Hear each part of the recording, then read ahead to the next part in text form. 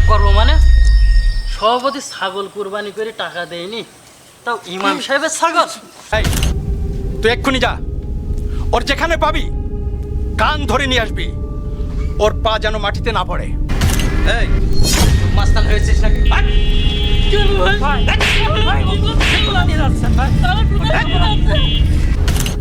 এসো বন্ধু এসো, সভাপতি সাহেব এটাই চাচ্ছিল।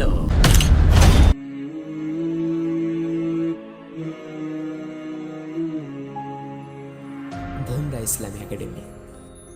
কুরবানি দিয়েছিলেন কি এবার? ছাগল দিয়েছিলাম ভাই, কয় কেজি গোশ হয়েছিল? 18 কেজি গোশ হইল।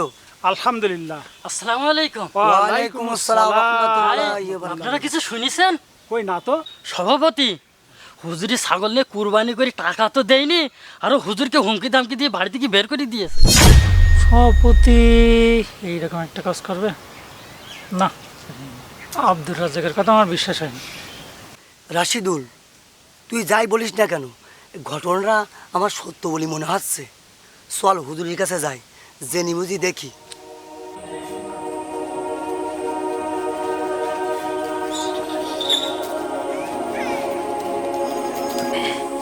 না এখন আসার সময় নেই, মাগরিব নামাজের পরে আসবো, এখন রাখি। আসসালামু আলাইকুম ওয়া রাহমাতুল্লাহ। ওয়ালাইকুম আসসালাম। হুজুর এসব কি শুনলাম? ভাই আপনারা কি শুনেছেন, কোন বিষয়ে জানতে চাচ্ছেন? হুজুর, আমরা শুনলাম সভাপতি নাকি আপনার ছাগল নিয়ে কুরবানি করে টাকা দেয়নি। জি ভাই, আপনারা ঠিকই শুনেছেন, তবে আমি বলছিলাম এই ব্যাপারটা নিয়ে কোনো কিছু করার দরকার নেই। যত নাড়াচাড়া করবেন এই মহল্লার সম্মানের ক্ষতি হবে, আর তাছাড়া ভুলটা তো আপনারাই করেছেন। কেন হুজুর, বুঝলাম না তো, আমরা আবার কি ভুল কাজ করলাম?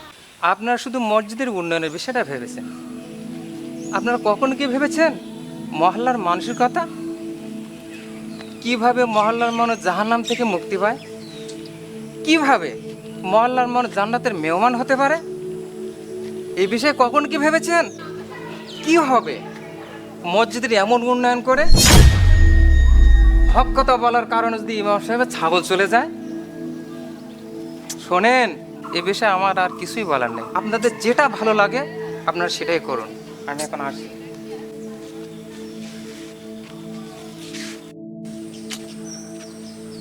বুঝলাম না তো, আমরা আসলাম ইমাম সাহেবের ভালোর জন্যে। আর ইমাম সাহেব বললো তোমাদের কেন আমার ছাগল চলিয়ে গেল। এসব কি শুনলাম? আরে তোরা থামবি? ইমাম সাহেব তো ঠিক কথাই বলিছে। আমরা কি কখনো ভেবেছি যাকে সভাপতি বানাচ্ছি সে হারাম হালাল বেচিয়ে ইনকাম করে কিনা? আমরা কি কখনো ভেবে দেখেছি তার ইসলাম সম্পর্কে কোনো জ্ঞান আছে কিনা? এই আপনার চুপ করেন, ওই সভাপতি ছেলে এসেছে। এই চুপ করবো মানে? সভাপতি ছাগল কুরবানি করে টাকা দেয়নি, তাও ইমাম সাহেবের ছাগল?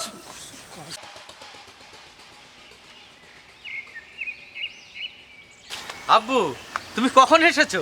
এই তো এখনই আসলাম। আচ্ছা কাকু, একটা কথা জিজ্ঞেস করব?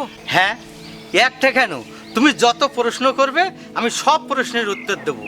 মহল্লার লোকজন বলা বলি করছিল আব্বু নাকি ছাগল কুরবানি করে টাকা দেয়নি, কথাটা কি সত্যি? না মানে এমন কিছু না, হিসাব বুঝিয়ে দিয়েছে। হিসাব বুঝিয়ে দিয়েছে মানে? বুঝলাম না তো। ও তুমি বুঝবে না বাবা, চলো আমরা এখন বাসা যাই, চলো।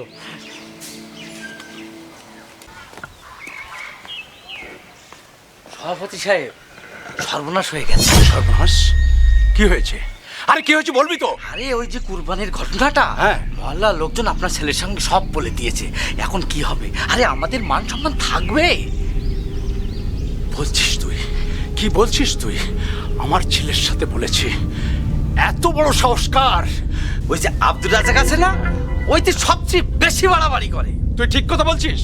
আরে আমি নিজের চোখেই দেখেছি। এই তুই এক্ষুনি যা, ওর যেখানে পাবি কান ধরে নিয়ে আসবি, ওর পা যেন মাটিতে না পড়ে।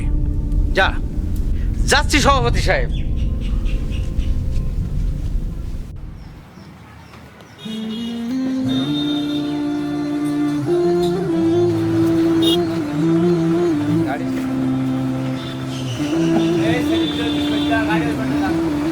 ভাই 2টা রুটি দেন তো।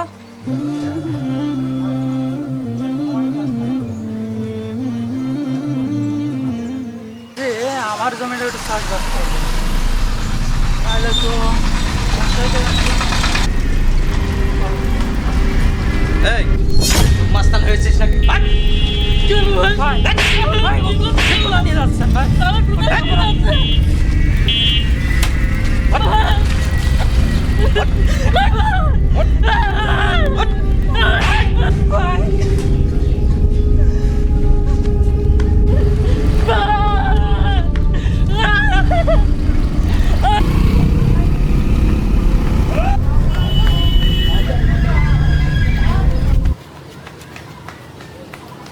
সুজন ভাই, ভাবি আজকে কি রান্না করছিল? কুরবানির গোশ রান্না করছিল। সুন্দর রান্না করিস আজকে। আলহামদুলিল্লাহ, ভাবি তো এমনি রান্না করতে পারে ভালো। ভাই সর্বনাশ হয়ে গেছে ভাই। এই তো কি হয়েছে, এইবার দৌড়ে আসলি কেন? আমি বলি ওই সভাপতির বিরুদ্ধে কিছু বলেন না, আপনারা তো আমার কথা শোনেন না।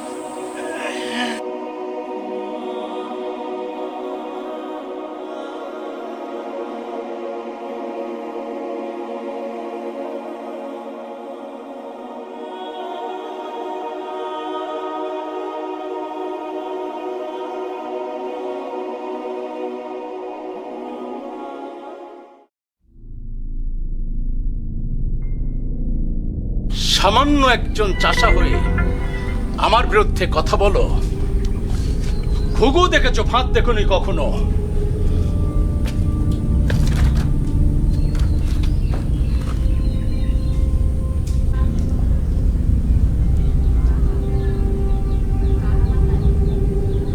এসো এসো বন্ধু, এসো।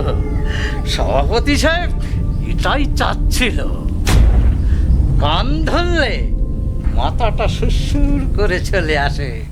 সভাপতি সাহেব, এরাই আপনার বিরুদ্ধে সমালোচনা করে। ও, তোমরা আমার বিরুদ্ধে কথা বলো? তোমাদের সাহস দেখে আমি অবাক হয়ে যাচ্ছি। আমরা এমন কি বলেছি? আপনি যেটা করেছেন সেটাই বলেছি। আমি কি করেছি বলো? আগে আব্দুর রাজ্জাককে ছেড়ে দেন, তারপরে কথা বলছি। আরে ওকে বেঁধে রেখেছি তো তোমাদের আনার জন্য।